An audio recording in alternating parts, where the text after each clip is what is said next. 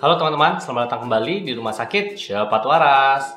Kita baru saja mendapatkan kabar gembira karena akhirnya Badan POM menyetujui salah satu vaksin untuk diberikan izin penggunaan darurat, yaitu vaksin dari Sinovac yang nanti akan namanya itu CoronaVac.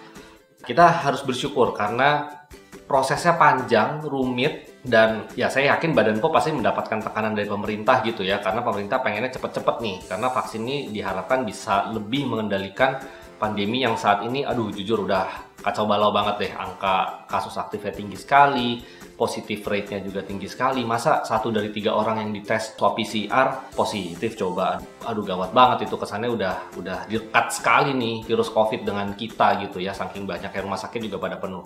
Tapi Badan POM ya, karena dia memang adalah sebuah badan independen, dia tetap tidak bisa ya, tidak boleh terpengaruh oleh desakan siapapun. Dia tetap mengawasi dengan hati-hati, dengan seksama, mengevaluasi ulang terus sampai akhirnya oke, diambil kesimpulan bahwa memang CoronaVac ini hasilnya baik dan memenuhi syarat untuk dikeluarkan izin penggunaan darurat.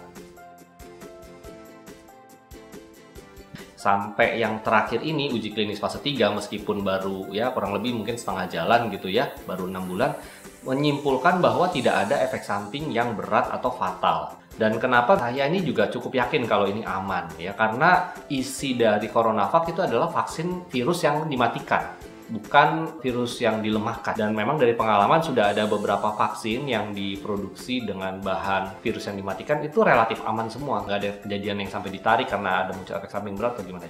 Ya, mengingat pengalaman bertahun-tahun vaksin lain yang virusnya dimatikan dan sekarang CoronaVac juga penelitiannya begitu, kalau saya sih yakin teman-teman ini aman.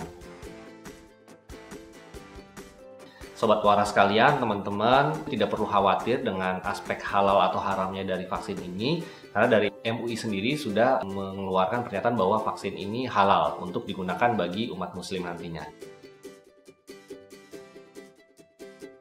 Saya yakin nih, pasti banyak teman-teman yang mungkin sedikit kecewa karena kalau dibandingkan sama vaksin lain, misalnya yang dipakai oleh negara lain, Pfizer, Moderna itu kan diklaim bisa lebih dari 90%. Tapi paling tidak, ini kan lebih dari 50% standar minimal dari WHO supaya vaksin tersebut boleh digunakan untuk izin darurat. Jadi ya kita tetap bersyukur lah. Tapi nanti setelah penyuntikan vaksin di masyarakat dilakukan dan benar-benar digencarkan lagi gitu ya, meskipun sudah vaksin tetap harus protokol kesehatan, meskipun sudah vaksin tetap harus protokol dengan ketat. Dan itu dilakukan, wah bisa-bisa nanti efikasi setelah didistribusikan di masyarakat bisa lebih tinggi lagi tuh teman-teman, dari 65,3%. Alasan lain kalau sudah vaksin tetap kita mesti protokol karena vaksin ini datangnya bertahap. Sementara kita untuk mencapai herd immunity, sudah saya pernah jelaskan di video sebelumnya, harus mencakup kurang lebih 70% dari seluruh penduduk Indonesia.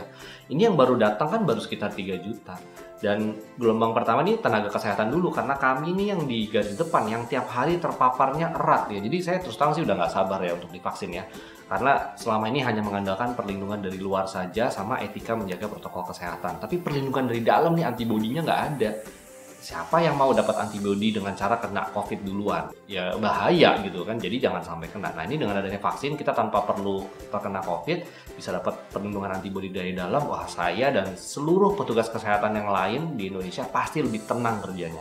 Ibaratnya apa ya, kalau misalnya sudah divaksin, kita anggap COVID itu kayak flu biasa aja. Tidak perlu deg-degan, wah ini bakal nanti meninggal gitu ya, seperti yang banyak kejadian meninggal saat ini. Dan itu kan sangat mempermudah hidup gitu. Tapi dia tetap bisa aja terinfeksi. Nah, kalau misalnya tidak menjadi berat ya, gejalanya ringan-ringan saja kayak flu biasa, tapi tetap terinfeksi meskipun sudah divaksin. Nah, itu kan masih bisa menyebarkan. Atau terinfeksi tapi OTG, itu kan masih bisa menyebarkan dong, bisa menularkan ke orang-orang yang belum divaksinasi. Nah, jadi masih bisa resiko angka kesakitan itu tetap tinggi, angka kematian tetap tinggi. Makanya tetap ditekankan buat mereka yang sudah divaksin, tetap jaga protokol kesehatan dengan ketat. Seperti saya bilang di video sebelumnya, aman, imun, iman. Nah, itu harus tetap berbarengan semua. Vaksin ini menambah imun, aspek imun. Aman ini harus dikerjakan juga. Kapan kita bisa lepas protokol kesehatan benar-benar? Nanti. Sampai kapan? Nggak tahu. Makin kita kompak, makin kompak masyarakat dunia, semua divaksinasi juga menjalankan protokol dengan kesehatan dengan baik, ya makin cepat. Jadi nomor satu, orang tersebut harus kondisi sehat ya, tidak sedang ada infeksi, tidak demam, tidak pernah diketahui menderita COVID atau tidak sedang mengalami gejala-gejala yang menyerupai COVID. Lalu memang untuk anak-anak memang belum bisa, lalu untuk yang hamil dan menyusui juga belum bisa. Namun ada sedikit kabar gembira nih, yaitu terkait dengan komorbid. Belum lama ini dari Perhimpunan Ahli Penyakit Dalam Indonesia sudah menerbitkan aturan kelayakan bagi pasien-pasien dengan komorbid untuk mendapatkan vaksin. Jadi ada beberapa kondisi yang ternyata masih bisa nih mendapatkan vaksin, tentunya dengan syarat tertentu. Contoh, misalnya mereka dengan asma. Asma boleh dapat vaksin COVID kalau asmanya terkontrol dan dia tidak minum obat-obatan yang risiko menurunkan daya tahan tubuh. Pasien TBC, ya, jadi jangan khawatir ya, meskipun lagi sakit TBC, asalkan sudah mengkonsumsi obat TBC selama 2 minggu tanpa terputus ya, itu juga sudah boleh mendapatkan vaksin COVID. Komorbid yang lain yang sering membuat kalau kena COVID itu jadi berat, diabetes, darah tinggi, itu juga boleh. Dengan syarat diabetesnya harus terkontrol, kadar gulanya yang nanti akan dicek dengan pemeriksaan HbA1c harus di bawah angka 7,5. Itu udah hampir bagus lah, itu pasti di bawah 200 kalau misalnya di bawah 7,5 gitu ya rata-ratanya. Kemudian yang hipertensi, yang punya darah tinggi itu juga asalkan tensinya terkontrol di bawah 140/90 itu juga boleh disuntik. Jadi ini ya cukup besar ya harapannya ya. Ini kan masih ada waktu ya buat masyarakat umum mendapatkan vaksin. Karena yang gelombang pertama ini kan untuk petugas medis dulu. Yang untuk masyarakat pada umumnya nanti mungkin masih beberapa bulan lagi. Gunakan jeda waktu beberapa bulan ini buat mereka yang punya komorbid untuk kontrol yang baik komorbidnya, supaya nanti ketika saatnya divaksinasi komorbidnya sudah terkontrol. Jadi mari kita gunakan momentum ini bagi yang punya komorbid untuk memperbaiki kontrol komorbidnya supaya nanti bisa divaksin. Dan begitu saatnya vaksin, udah nggak usah sok-sokan milih, yang ini lebih bagus saya nunggu yang itu aja. Jangan teman-teman, rugi. Kita tidak pernah tahu kapan kita lengah sehingga bisa terkena COVID. Dan kalau terkena COVID, selalu ada risiko bisa berat sampai meninggal. Jadi begitu ada yang bisa melindungi, langsung laksanakan vaksin. Ini juga berlaku pada teman-teman tenaga kesehatan yang masih meragukan efikasi dan segala macam. Udah, nggak usah banyak berdebat. Saya yakin kalau kita melaksanakan protokol kesehatan dengan baik, kita juga menjaga tubuh kita sehat, makan makanan yang bergizi, imunitas kita juga akan baik, respon terhadap vaksinnya juga mestinya baik, kecuali kalau yang di atas berkehendak lain. Jadi jangan ragu untuk vaksinasi. Salam sehat semua, semoga senantiasa waras, makin waras. Sampai jumpa di episode Rumah Sakit Cepat Waras berikutnya. Bye-bye. Swab antigen itu sangat spesifik ya, jadi dia tidak bisa mendeteksi kuman lain selain virus COVID.